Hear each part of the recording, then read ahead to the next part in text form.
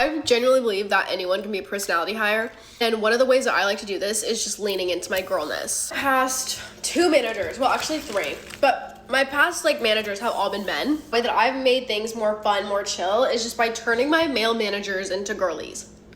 This is what you gotta do. Every time they're like, hey, great job, you say slay, slay. Things like that. And then whenever you do it enough, they'll start saying it back to you. And that's when you know you've won and you've brought the vibes to the workplace. Came out of the meeting I just had and I took a minute and I was like, why were they so serious? We're talking about this thing with a kind of fast turnaround time, and they're like, okay, how can we automate this? How can we tag these people? How can we bring in the right people? How action items flywheel, you know? I left the meeting being like, why didn't we hang out longer? Why didn't we laugh enough? No, because y'all ever think about what it's gonna be like when as Gen Z, we're in our CEO eras, when we're in our management eras, and we're just have our little ducklings and we're slay girl. Way to do that for the first time. She sounded like a Valley girl. Worse.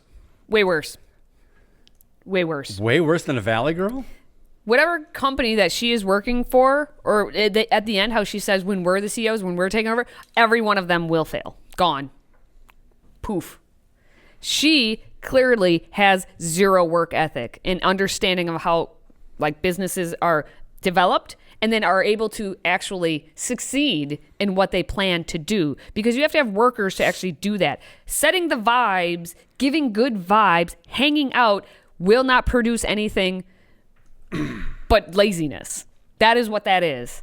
And the fact that you are trying to slay girl, be more like slay girl, and to try and get your male bosses to call them girlies shows a complete lack of respect for who they are as well.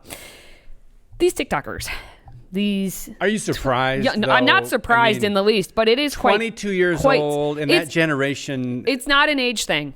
It's not it's because 22 and they'll grow out of it. This is a completely different thing from when you were 22, when I was 22, when all the other generations were 22. We all have our issues. Every generation blames the one before. It's a song. So I understand that, but because we have the surpassing amount of technology, it flies by and it keeps growing, and all we do now is sit on our technology and don't actually think for ourselves anymore. It's worse and worse and worse and worse and worse than it ever has been. And it's going to keep getting worse and worse and worse because we're not thinking, because we want to set the vibes. We don't want to engage in any sort of work at all. And we don't know how to because we haven't ever done it. At least when, generations previous, Gen Xers, you are notorious for being the lazy, latchkey kids. Setting the vibes. You actually still understood the skills, though. Now these kids are looking to the generations back, and they have nothing to go off of. I can look at my boomer parents and be like, I know what a work ethic looks like. I know how to do that. They look to TikTok.